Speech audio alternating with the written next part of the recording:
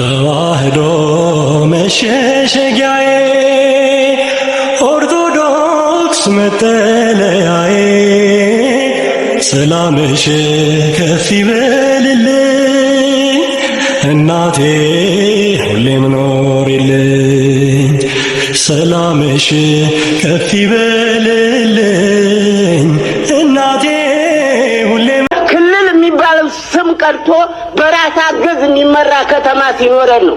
ድሮ አባቶቻችን እኮ አዲስ አበባ ራስ አገዝ ነበር፣ ጋምቤላ ራስ አገዝ ነበር፣ አሰብ ራስ አገዝ ነበር።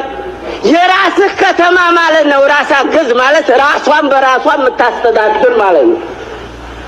እኔ ባህር ዳር ሂጅ ቦታ ስጠኝ ብለው አሁን ተኮምበልሻ መታይልም የራሴ ክልል እንኳን አዲስ አበባ ለመታከም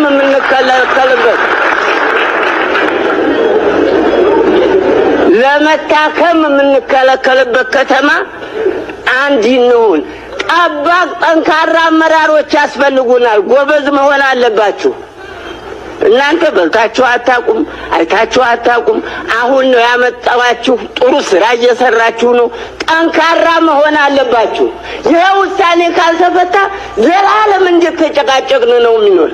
አንዲት ከተማችን አዲስ አበባ አባቶቻችን ደም የተፉባት። የኔ አባት አድዋ የቀይ መሪ ነበር፣ ራስ አበራ ይባላል። አዲስ አበባ ተክለ ሃይማኖት ነው መሬት የተሰጠው። እህታችን ናት የምትኖርበት። አድዋ የዘመተበትን መሬት ማለት ነው፣ የከተማ መሬት። ውጣ ከተባልኩ እንግዲህ አሁን እንዴት ነው የሚባለው? አንድ ነን ይባላል።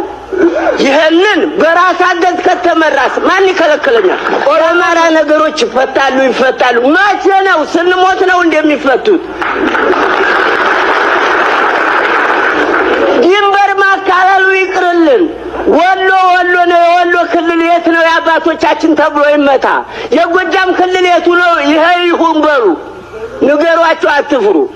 ምን ያረጓቸዋል? ያባረሯቸዋል። አረ ለአላህ ብላችሁ፣ አረ በእግዚአብሔር ይዘናችኋል። አረ አላህን ፍሩ። አረ ትላልቅ ነጋዴዎች አላህን ፍሩ። አረ ትላልቅ ባለስልጣኖች አላህን ፍሩ። ነገ ትጠየቃላችሁ። ይሄ መሬት እዚሁም እንደለፉበት አይደለም፣ ጥላችሁ ትሄዳላችሁ። በስመ አብ ወወልድ ወመንፈስ ቅዱስ አሐዱ አምላክ አሜን። ሰላም ተወዳጆች እንደምን አላችሁ? እኔ የፍጥረት ሁሉ ባለቤት እግዚአብሔር ይመስገን በጣም ደህና ነኝ። ተወዳጆች እንዴት ናችሁ? እንግዲህ እኔ ደህና ነኝ። ጾሙ እንዴት ነው? እየበረታችሁ ነው? እንግዲህ በአንድም በሌላ ዛሬ ወሳኝ ሀሳቦችን ነገሮች ይዤ መጥቻለሁ። እንግዲህ በወቅታዊ ጉዳይ የተለያዩ ቦታዎች ላይ ጦርነቶች፣ ግጭቶች እንዳሉ እየሰማን ነው። ታዬ ቦጋለ ለኔ መልስ ሰጥቷል እንደምታዩት በፌስቡክ እንትኑ ላይ እና ለታዬ እንግዲህ ዝርዝር መልስ ለመስጠት የፌስቡክ ጊዜ ያስፈልገኛል እንጂ በዚህ ሚዲያ ላይ እንትን አልልም። ግን በእርግጠኝነት ሆኜ የምነግራችሁ ታዬ ጆሮም ተደፍኗል ማለት ነው። የተናገርኩትን ኮምፕሊትሊ አልሰማም፣ እንዳልሰማኝም ጠንቅቄ አውቃለሁ። በነገራችን ላይ ታዬ እንዳልኳችሁ ከላይ በብልጽግና ጉቦ ከታች ደግሞ በቆሻሻ ነገር ተደፍኗል እና ጆሮ መደፈኑን አላወኩም ነበር። ጆሮም ግን እንደተደፈነ አረጋግጫለሁ። ምክንያቱም አስተማርኩ እንኳን ያለበትን ወቅትና ጊዜ ስታስቡት ፓስተር ሶፊ እንኳን 7ኛ ክፍል ቀርቶ ስንተኛ ክፍል ሊደርስ እንደሚችል መገመት ትችላላችሁ ማለት ነው። እና ያልተናገርኩትን ተናገርኩ የሚል ነገር አለ። እንግዲህ ሆድ ከባድ ነው። ከዛ በተረፈ ለተናገረ ላይ ያንዳንዱ ነገር ነገ በቲክታክ ላይ ላይቭ ስገባ ማስታወቂያ ሰርቼ የነገ ስራዬ ለታዬ ቦጋለ በጣም ወሳኝ እያንዳንዱን ነገር የሚናገረውን ውሸታምነቱን አብራርቼ የማሳይበት ይሆናል ማለት ነው። እንግዲህ መግቢያው አንድ አባት በተናገሩት ነገር ገብቻለሁ። ትውልድ ግን መንቃት አለብህ ብዬ አስባለሁ። አሁን በተለያየ ቦታ ላይ አፈሳ መሰል ነገሮች እየተካሄዱ አለ። በዚህ ሁሉ ግን በጣም ልብ የሚሰበረው ኢትዮጵያ አዲስ አበባ የሚሉ ሰዎች የጠፉ። እኔም ከፕሮፌሰሩ ሀሳብ ጋር እጋራለሁ። እስቲ ፕሮፌሰሩን እንስማ። አንዳንዶች ሀገር ወዳድ ነን የሚሉ እንዳልሆኑ ግን እኔ ማውቃቸው ኢትዮጵያውያን ነን ሲሉ ውሸታሞች እንደነበሩ ማውቃቸው፣ ቀጣፊ ሌቦች እንደነበሩ ማውቃቸው የኢትዮጵያዊነት ስም ግን ሲምሉ የነበሩ አብይ ኢትዮጵያን ከብሔር ፖለቲካ ነፃ ያወጣልን ነው እያሉ ሲፎክሩ የነበሩ ግን ሌቦች፣ ጥገኞች፣ ተመጽዋቾች የሆኑ ልሂቃን አብይ እንዴት እንደሚያስብ ለአብይ ዲሞግራፊ ምን ማለት እንደሆነ ለአብይ ቁጥር ምን ማለት እንደሆነ በአብይ መካከል በአብይ አስተሳሰብ ጎሳ በፍጹም እኩል ሊሆን የማይችል ነገር እንደሆነ እሱ ከኦሮሞ በመውጣቱ የተለየ ፕሪቪሌጅ ሁሌም እንደሚገባው ፍጹም የሚያምን ሰው መሆኑን ሄዱና ቃለ መጠይቁን ስሙ። ሌሎች ከኛ በቁጥር አናሳ የሆኑ ሰዎች አዎ እኩልነት እንደሚገባቸው አምናለሁ፣ ግን ትልቁ ብሔረሰብ ከትንንሽ ብሔረሰቦች ጋር እኩል የመወሰን እንትን ሊኖረው አይገባም በግልጽ አስቀምጦታል።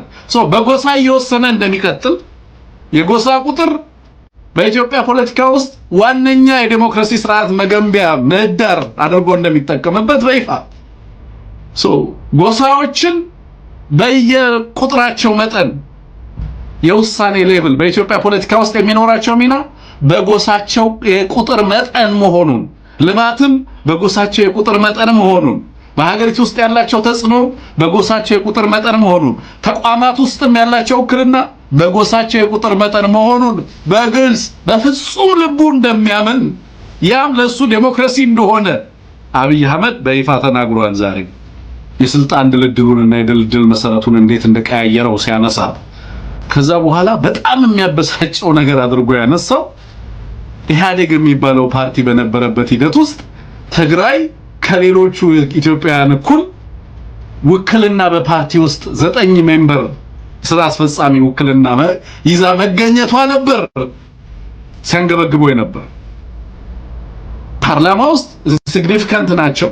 እዚህ ላይ ግን መተው 9 ይዘው ከዛ ላይ መወሰን አቅም እኩል ከሌላው ህዝብ ጋር አስበዋል። ከኦሮሚያ ጋር ያቺ ትግራይ የምትባል እኩል ስትወስን አስበዋል ይለዋል ጋዜጠኛው። አሁን ከዚህ ሰውዬ ጋር ስለ ሰው ልጆች እኩልነት እንዴት ነው የምታወሩት ነው? እነ ብርሃኑ ነጋ ኦኬ the so called liberals pseudo liberals አብይ አህመድ የብሔር ፖለቲካን ላይ ጠፋላት ነው ለኢትዮጵያ፣ የህገ መንግስት ሊሻሻልላት ነው ኢትዮጵያ፣ ሁላችንም ኢትዮጵያን በአገራችን ምናምን ናሽናል ኢንተረስት ቀይ ባህር እያሉ ሲመጻደቁ የነበሩት ሁሉ የሰውየው ትክክለኛ መልከታ ምን እንደሆነ ትግራይ በቁጥሩ ብቻ የፖለቲካ ተዋናይና ሚና ሊኖረው ይገባል ብሎ የሚያምን በፌደራል መንግስቱና በትግራይ መካከል ያለውን ግንኙነትም በአማራና በፌደራል መንግስቱ መካከል ያለውንም ግንኙነት በምን አይነት መንገድ ዲፋይን እንደሚያደርገው በግልጽ የታየበት ነው። በነገራችን ላይ አብይ አህመድ ሌሎች ብሔረሰቦች አዲስ አበባ ለስብሰባ እንጂ ምን ይሰራሉ የሚል ሰው ሻሸመኔ ህንፃ መስራት ለአንድ ብሔረሰብ ብቻ የተፈቀደ ነው፣ ከዛ ውጪ በሱ ፍቃድ ብቻ ገብተህ የምትወጣበትን ምህዳር እየፈጠረልህ እንዳለ በግልጽ እየነገረ ነው አብይ አህመድ። አሁን ይሄ አብይን የተለየ የኦሮሞ ብሔርተኛና ተቆርቋሪ አድርጎ ለመሳል የሚጠቅመው ከሆነ አላውቅም። ተወዳጆች እንግዲህ ይህንን ሙሉ ሐሳብ እገዛዋለሁ። እውነትን ግዙዋት አትሽጧት ይላል እግዚአብሔር ቃል። የት ናችሁ? ሌሎቹንም መጨመር እንችላለን በዚህ ጉዳይ ላይ ማለት ነው። እና አያችሁ ለካ ለማስመሰል ነበረ ኢትዮጵያ ኢትዮጵያ ኢትዮጵያ ኢትዮጵያ እያሉ ሲያወሩ የነበረው።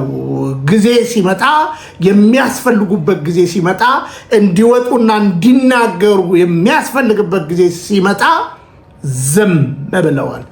ለምን የሚል ጥያቄ ደግሞ እኛ አነሳን ማለት ነው። ስለዚህ ትውልድ ንቃ። በነገራችን ላይ ስንቃወም በምክንያት ስንደግም በምክንያት ነው። ደግሞም የሚጠቅም ነገር ነው የተናገርን ያለ ነው። እኔ የሚጠቅም ሐሳብ ካልተናገርኩኝ ምን ይሰራልኛል? ስለዚህ የሚጠቅም ሐሳብን ግን ለትውልድ እየተናገርን ነው። ስለዚህ አሁን የት አላችሁ? ቢያንስ ብዕራችሁን ብታነሱ፣ ቢያንስ ድሮ ቴሌቪዥን እንደወደዳችሁ አንዳንዶች እንደ ታዬ ቦጋለ ያሉት በአደባባይ ህሊናቸውን እነ አስቴር በዳኔ የተባሉ እንግዲህ ህሊናቸውን ሸጠውታል። እና ዞሮ ግን እንደ አንዳንዶች ወታችሁ ብትናገሩ ጥሩ ነው ብዬ አስባለሁ። አንድ ጊዜ ጠቅላዩ ወደ ጉራጌ ክልል ላይ ሄደው የተናገሩት ነገር ሁሉ ያስቀኛል። አሁን ባለው ዘመን መንገድ ሰፍቶ አየር ሰፍቶ መኪና በዝቶ ጠቦታል። ሰው ምን ፈልገው ከዚህ ካይሮ ሰው ሄዶ ደርሶ እንዲመጣ ሰው ሞቃዲሾ የዋለ ቅዳሜና እሑድ እንዲመጣ ሐሳቡ እኮ እንደሱ ነው። ውጡ ከዚህ ትናንሽ ነገር ደግሞ ለጉራጌ የሆነው መቀመጥ እኮ አይችልም። ጉራጌ ስራ ካለ አሁን ሞቃዲሾ ሲከፈት ማን ነው ሄዶ የሚሰራው? ታዲያ ምን ክልል ያስፈልጋቸዋል? መስራት ነው እንጂ ሄዳችሁ። አብይ ይሄን ብሎ ነበረ። ለማንኛውም ቀጣይ ምን ሆነ? እናንተው የትውልድ ጥያቄ እናንተ ራሱ ፍቱ። አንዳንድ ጊዜ ምን መሰላችሁ አለባብሰው ቢያርሱ ባረም ይመለሱ የሚባል ነገር አለ።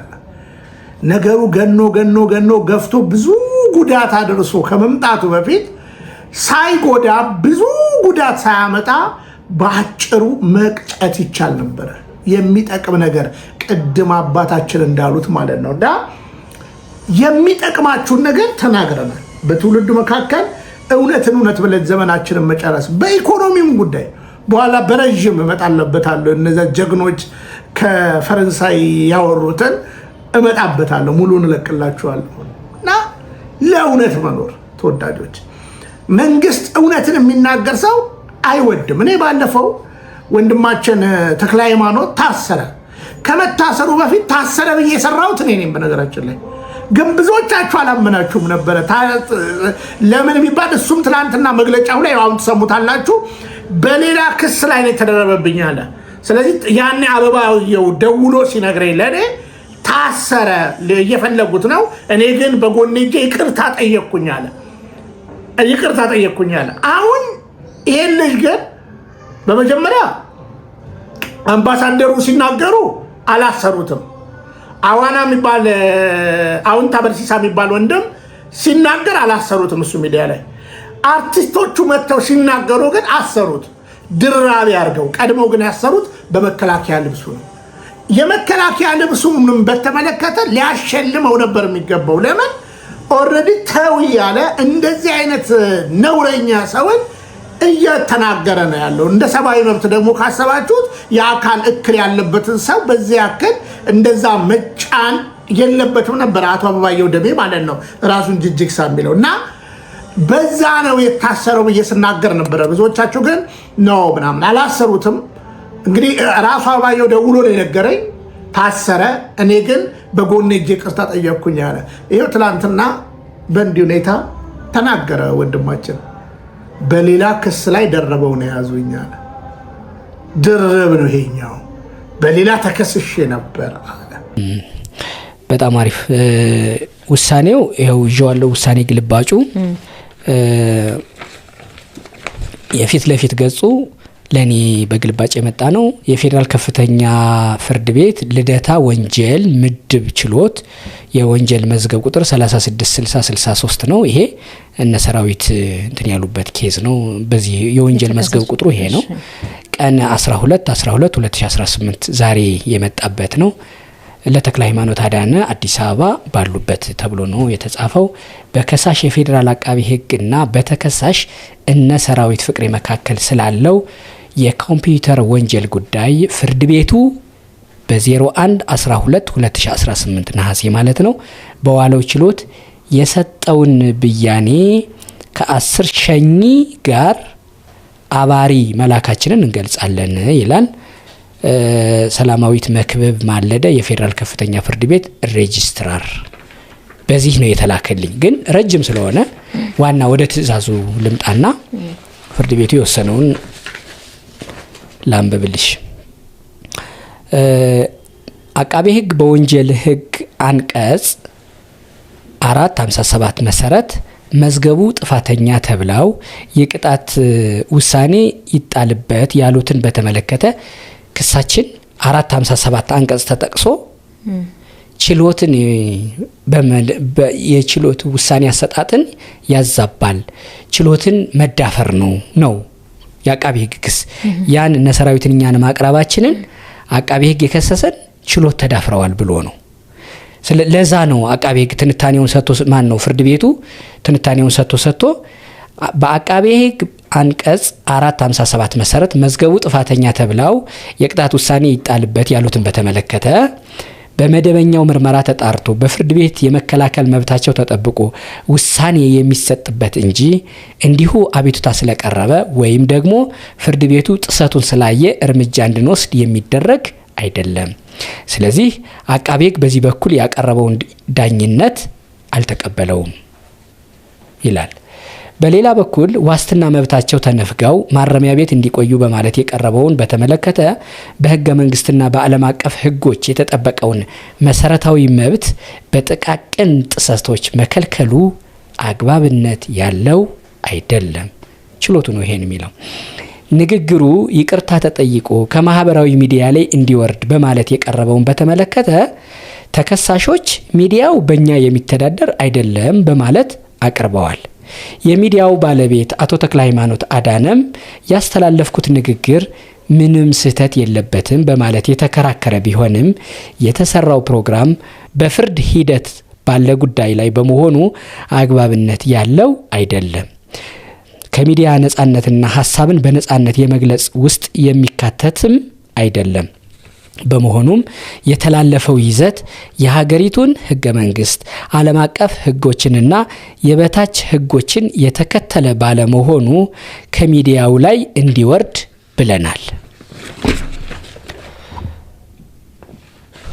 በዚሁ ቀጥሎ ያለውን ትዕዛዝም ሰጥተናል። ትዕዛዝ ይላል ተከሳሾች በእግረኛው ሚዲያ ላይ ቀርበው የሰጡት ቃል ከሕገ መንግስቱ አንቀጽ 29 አዋጅ ቁጥር 1238 ዝባር 2013 እና የወንጀል ሕግ አንቀጽ 457 አንጻር በፍርድ ሂደት ላይ ያለን ጉዳይ ተጽዕኖ የሚያሳድር ስለሆነ ተከሳሾቹ በከባድ ማስጠንቀቂያ ተመሳሳይ ድርጊት እንዳይፈጽሙ ታዟል። እግረኛው ሚዲያ እነዚሁኑ ተከሳሾች በመጠየቅ ያዘጋጀው ፕሮግራም ከሕጉ ጋር የሚቃረን በመሆኑ ከዩቲዩብ እንዲያወርድና ይቅርታ እንዲጠይቅ በማለት አዘናል። ፌዴራል ፖሊስ አፈጻጸሙን ይከታተል ብለናል። በጥቅምት 2 2019 5 ሰዓት የተቀጠረው ቀጠሮ አልተለወጠም። የነሱ መደበኛ ቀጠሯቸው ማለት ነው። የነሱ መደበኛ ቀጠሯቸው። የኛ ውሳኔ ግን እዚህ ላይ ያበቃል። እኛ የታዘዝነው ይቅርታ እንድንጠይቅ ቪዲዮውንም እንድናወርድ ነው። ለእውነት እንኑር መልእክቴ ነው። ከዛ በተረፈ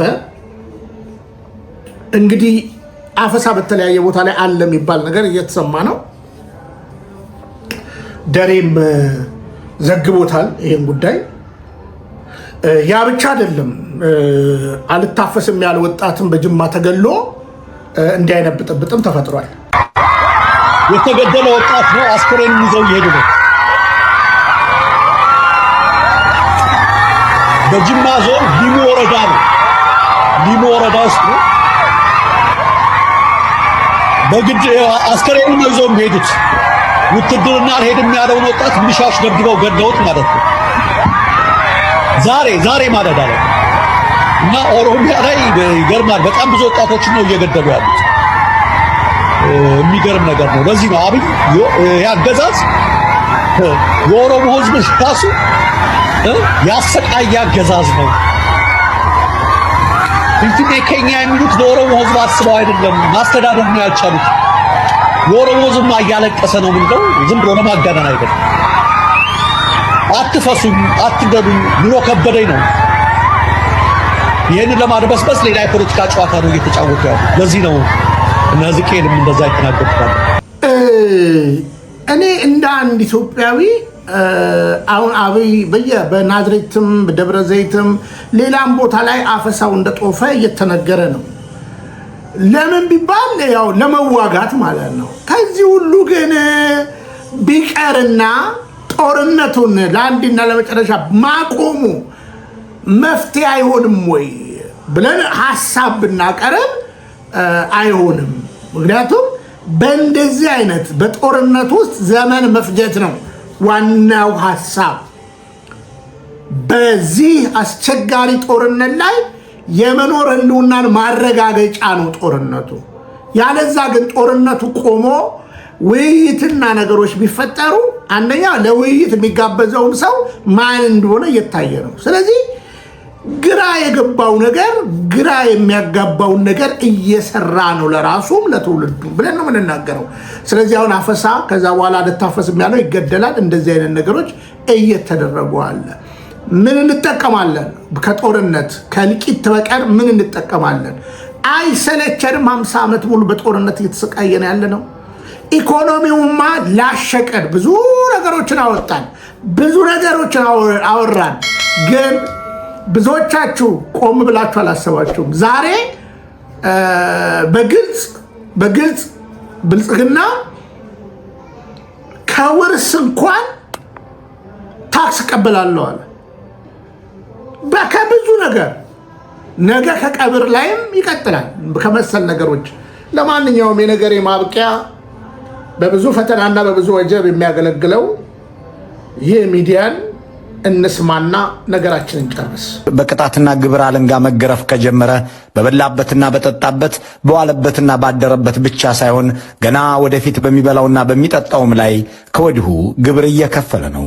ጣቢያችን ኢትዮ ፎረም ብልጽግና ከአይኤምኤፍ ጋር ሲዋዋል ጀምሮ እንዲህ ያለ አደጋ እንደተደገሰ ለማሳየት ህዝብ የሚጠብቀውን አበሳም ለመጠቆም ሲጥር መቆየቱ አይዘነጋም። የሚመጣው አደጋ የከፋ መሆኑን ሳናስልስ ለማስገንዘብም ሞክረናል። ገና ነገሩን ከመጀመራቸው በፊት መንግስት ነጋዴውን በየ3 ወሩ ቀድሞ ግብር ሊያስከፍል መሆኑን ጥቅምት ላይ ሆኖ እስከ ታህሳስ 30 ግብር መክፈል ግዴታ ነው ብሎ አዋጅ እያበጀም እንደነበር ደጋግመን ዘግበናል። ሆኖም ማህበረሰብ ከተደገሰለት ብልጽግናው የግብር ጅራፍ አልተረፈም። አሁን እንባ በየቤቱ ሳይሆን በየኪሱ በየአካውንቱ ገብቷል። ሰሞኑን መርካቶን የወረሩት የነ አዳነች አበቤ ሰዎች ዋና ስራቸው ግብር ማስከፈል ብቻ ሳይሆን ማድሄትም ነው የሚል አንድ የዚያ ገበያ ማዕከል ሰው እንዲህ ይላል። በእያንዳንዳችን ሱቅ ላይ ቆመው የሚውሉ የገቢዎች ሰራተኞች አሉ። አንድ ሸማች ሊገዛም ሆነ ሊጠይቅ ወደ ሱቅ ገብቶ ሲወጣ ይጠብቁና ደረሰኝ አልቆረጥህም ብለው ጸብ ይጀምሩናል። ደንበኛው አልገዛም፣ ሳይገዛ ምን ብለን እንቆርጣለን ስንላቸው እሱን ታስረህ ነው የምትከራከረው ይላሉ። ከዚያ ዋጋ ይደራደሩሃል። የሚጠይቁህም ትንሽ ብር አይደለም። ከምትታሰር ለኛ 500 ሺህ ብር ሰጥተህ ለምን አትገላገልም? 1 ሚሊዮን ሰጥተህ ከመታሰር ትረፍ ይላሉ በማለት ይናገራል። ሌላው የብልጽግና የኪስ ሰይፍ የተመዘዘበት ነጋዴ ደግሞ እንዲህ ይላል። ግብር የምትከፍለው 7 ሚሊዮን ብር ነው አሉኝ። ይህንን ያህል እንኳን ግብርና ትርፉ ጠቅላላ ገቢውም አይሆንም አልኳቸው። የምንጣፍ መሸጫ ሱቅ በ3 ወር ውስጥ 7 ሚሊዮን ብር ይከፍላል ብለው መጠበቃቸው ሳይገርመኝ እንዲቀርልህ ከፈለግህ ለኛ 1 ሚሊዮንን ሰጥተህ ለመንግስት 500 ሺህ ብር ብቻ ክፈል አሉኝ። በቃ እንደውም እከሳለሁ አልከፍልም አልኳቸው። ክሰስ፣ ግን ቅድሚያ 7 ሚሊዮኑን አስይዘህ ነው መከራከር የምትችለው አሉኝ በማለት ያብራራል። የኢትዮጵያ ሕዝብ ለሀገሩ ጠቅላይ ሚኒስትር ቤተ መንግስት መስሪያና ለወገኖቹ መገደያ የሚሆን ድሮን መግዣ ብር ለምን በግብር መልክ ይከፍላል የሚለው መሰረታዊ ጥያቄ የሚነሳው እዚህ ጋር ነው። ገዳዮቹ የሚቀመጡበት ቤት ይሰራ ዘንድ፣ ገዳዮቹ የሚገድሉበት መሳሪያ የሚገዙ ዘንድ ስለምን ግብር ይከፍላል? በእርግጥ ግብር ለአንድ በመንግስት አገልግሎት ለሚቀርብለት ዜጋ ሁሉ ግዴታም ደግሞም የዘመናዊ ማህበረሰብ መለያ ነው። ጥያቄው ለባህላዊ መንግስት ዘመናዊ ነን እያሉ ግብር መክፈል የተገባ ነው ወይ የሚል ነው። የቄሳርን ለቄሳር የሚለው አባባልስ ይሰራል ወይ? የቄሳርን ለቄሳር ሳይሆን የቄሳርን ለአሳርና በአሳር ሆኖ ግብር መክፈል ማለት በራሱ ስቃይ እንደገናም ስቃይ መግዛት ሆኗል። የት አካባቢ መንገድ የት ዩኒቨርሲቲ ይሰራለታል፣ የት አካባቢ ጤና ጣቢያና ሆስፒታል ይገነባለታልና የኢትዮጵያ ሕዝብ ግብር ይከፍላል? ይህንን ጥያቄ መመለስ የዘንድሮ ግብር ከፋይ ሁሉ ሀሁ መሆን ይኖርበታል።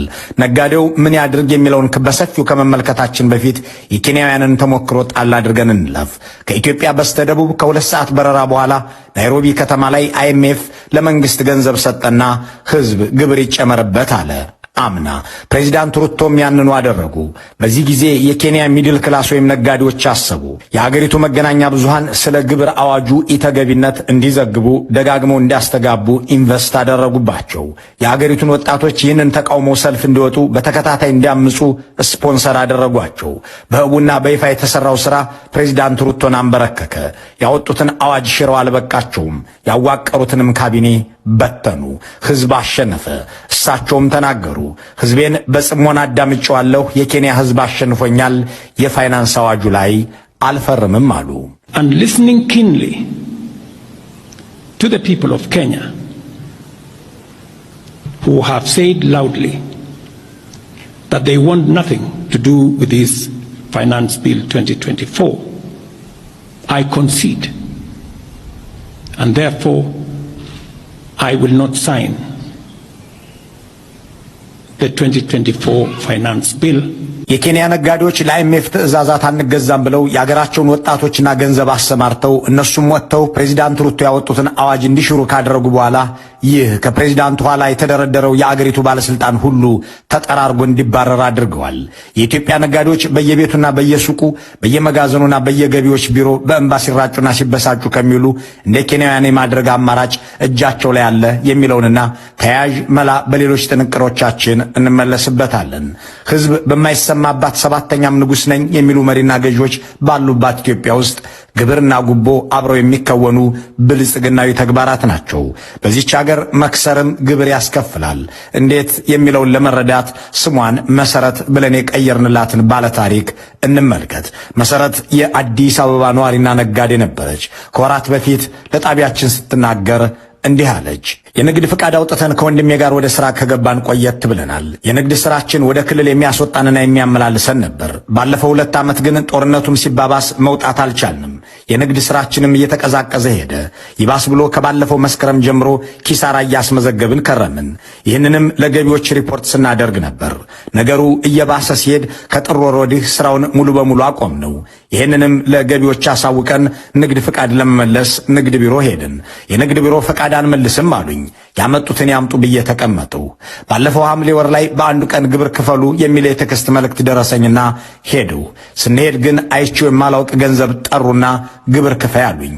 ኪሳራ ሳስመዘግብ ቆይቼ ከዛም ንግድ ፈቃዳችሁን ሰዱልኝ እያልኩ ስለምን ይህንን ያህል ብር ትጠይቁኛላችሁ ብዬ እያነባሁ ለመሟገት ሞከርኩ። ብትከስሪም ግብሩ አይቀርም፣ ደግሞም ግብሩን ያበዛብሽ አለመስራትሽ ነው። የመንግስትን ንግድ ፈቃድ ይዘሽ መቀመጥ አልነበረብሽም አሉኝ። ከየትም አምጥቼ አልከፍልም፣ ያደረጉትን ያድርጉኝ ብዬ ቁጭ ብያለሁ። የሚደርስብኝን እጠብቃለሁ። መሰረት ይህንን ከነገረችን ከወራት በኋላ ታስራለች። በኢትዮጵያ ዋና ከተማ መሐረብ ጠርጎ የማይጨርሰው እንባ በገቢዎች ቢሮና በነጋዴዎች ሱቅ እየተለቀሰ ነው። ግብር ከፋዮች ተሰልፈው እያነቡ እየተናደዱ እየተነጫነጩ ናቸው። በአገሪቱ ውስጥ 1.5 ትሪሊዮን ብር ሰብስቤ እና አይኤምኤፍን አኮራለሁ ያለ መንግስት ነግሷልና ሰዎች ስንት ዘመድ የሚቀብርላቸውን እንባ በግብር ምክንያት እያለቀሱት ነው። ይህንን የግብር ከፋዮችን ሮሮ የትኛውም የአገሪቱ ሚዲያ መዘገብ አይችልም።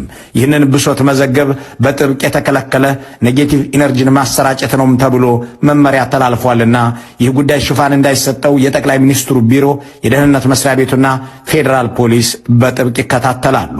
ለራስ ምታትም ለሆድ ቁርጠትም ለሁሉም በሽታዎች ተመሳሳይ መድኃኒትን ከሚያዙት ከና አይኤምኤፍ ደጅ የጠናው የብልጽግናው መንግስትም የብርን ዋጋ አርክሶ ድጎማን አንስቶ ልማት አቁሞ በሌላ በኩል ደግሞ ህዝብና ነጋዴ ላይ ግብርና ክፍያን መቆለልን በየማለዳው እየሄደበት ነው። 1.5 ትሪሊዮን ብር በዘንድሮ ዓመት ግብር ሰበስባለ ያለው ብልጽግና ምርትና አገልግሎት የሚያቀርቡ ነጋዴዎች ዋጋ እንዲጨምሩና የሚከፍሉትን ግብርም እንዲያበዙ ትዕዛዝ የሰጠው ገና ሐምሌ ግም ሲል ነበር። የግል ትምህርት ቤቶች 65 በመቶ ጭማሪ አድርገው ወላጆቹን እንዲያስከፍሉ አዟል። ምግብ ቤቶች፣ ምርት አከፋፋዮችና መሰል አካላትም እንዲሁ እያደረጉ ናቸው። አንድ ሰው ስራው ባይሰምርለትና ቢከስርም ከግብር ማምለጥ አይችልም። ባትከስር ኖሮ ግብር መክፈል ትችል ነበር ተብሎ እንደ መሰረት ይያዛል። የሚያነቡት አይኖች አባሽ የላቸውም። የሚጮሁት ድምጾች ሰሚ አጥተዋል። በእንባ ታጅቦ የሚሰበሰበው ገንዘብ ደግሞ ለትምህርት ቤት ወይም ለሆስፒታል አሊያም ለኃይል ማመንጫና መሰል ህዝብ መገልገያ ተቋማት መስሪያ የሚውል አለመሆኑ ደግሞ ይበልጥ ያስቆጫል። በአገሪቱ የማይከፈልበት እስካሁን የተፈጥሮ አየር ብቻ ነው። አፋችን ላይ እና አፍንጫችን ላይ ቆጣሪ ገጥሞ ለአየሩ ብቻ ነው ይቀር ላይ ለምን ተነፍሰው ወደ ውጭ ለምናስወጣውና ወደ ውስጥ ለምናስገባው መቁጠር ብቻ ነው ይቀር። በየትኛውም ዘርፍ ስትሄጂ ክፍያለሁ። ክፍያው ብቻ ሳይሆን ኤክስትሪም ቅጣት ነው ያለው። ገንዘብ ለማግኘት ሲል ኤክስትሪም ቅጣት ነው። ፍላጎት ብቻ አይደለም። እኔ ብዙ ጊዜ ላለሁ ብር እንደዚህ የተጠማ ብር እንደዚህ የተራበ ስርዓት እኔ ሰምቼም አይቼም አላውቅም። በየትኛውም ሴክተር ብር ማግኘት ይፈልጋል። በሱ ፍላጎት ብቻ አይደለም፣ በሱ ረሃብ ብቻ አይደለም። ከኋላ ሆነው ሪሞቱን ይዘው በሚዘውሩት እና ወርልድ ባንክና አይኤምኤፍ ምክንያቱም በየቀኑ ሉክ ኦልሞስት በየሳምንት ደረጃ ነው እየመጡ ያሉት። እንዲህ ያሉ ደፋር ድምጾች ለራስ መብት የሚጮሁ ናቸው። አገዛዙ የማያስከፍልበት አይነትና ስልት የለም የሚለውን ለመመልከት አነስተኛ አማራጭ ግብር ሚኒመም ኦልተርኔቲቭ ታክስ ብሎ የተገበረውን መመሪያ መመልከት ይቻላል። ይህ መመሪያ አንድ ነጋዴ ዓመቱን ሙሉ በተለያዩ ምክንያቶች ስራ መስራት ባይችል ከዚያም ሲያልፍ ሰርቶ እንኳን ከትርፍ ይልቅ ኪሳራን ቢያስመዘግብ የሚጣልበት የግብር አይነት ነው። ሲጀመር የቄሳርን ለቄሳር ነውና ነጋዴ የትርፍ ግብር ይከፍላል መባሉ ስያሜው ራሱ የሚያሳየው ያተረፈ ግለሰብ የሚከፍለውን ግብር ነው። ብልጽግና ግን ለኪሳራም ግብር የሚቀበል ሆኖ ተከስቷል። ነጋዴው ዓመቱን ሙሉ የግብአቶች ወጪ አውጥቶ ለሰራተኛም ከፍሎ በጦርነት ወይም በግጭት ስራው ተስተጓጉሎ እያለም ባትከስር ኖሮ እኮ ተከፍለን ነበር ተብሎ ይተመንበትና ይከፍላል።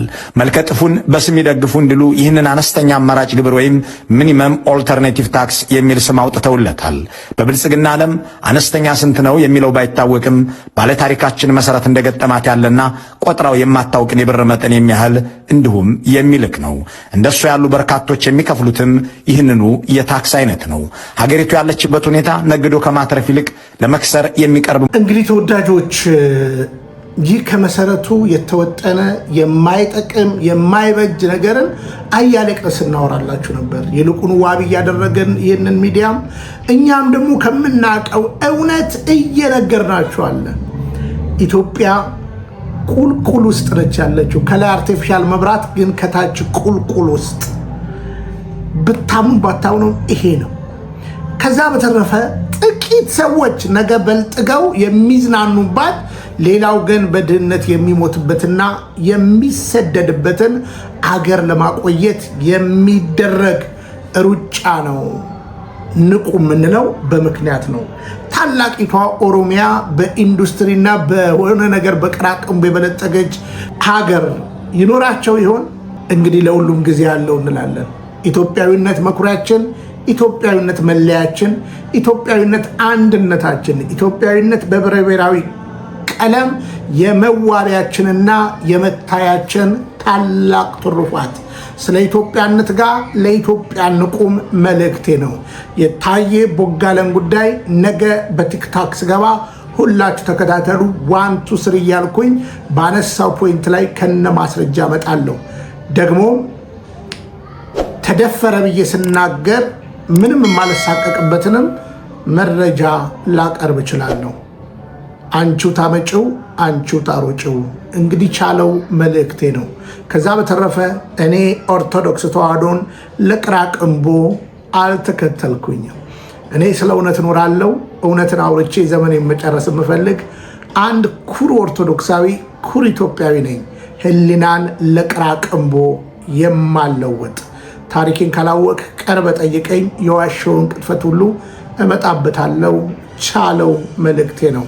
በውሸት የሚከብር እግዚአብሔር የለምና እውነትን እውነት እንላለን። ሰላም፣ እግዚአብሔር ከሁላችን ጋር ይሆን። ሰላም። ተዋህዶ መሸሸጊያዬ፣ ኦርቶዶክስ መጠለያዬ፣ ሰላምሽ ከፍ ይበልልኝ እናቴ ሁሌም ኖሪልኝ። ሰላምሽ ከፍ ይበልልኝ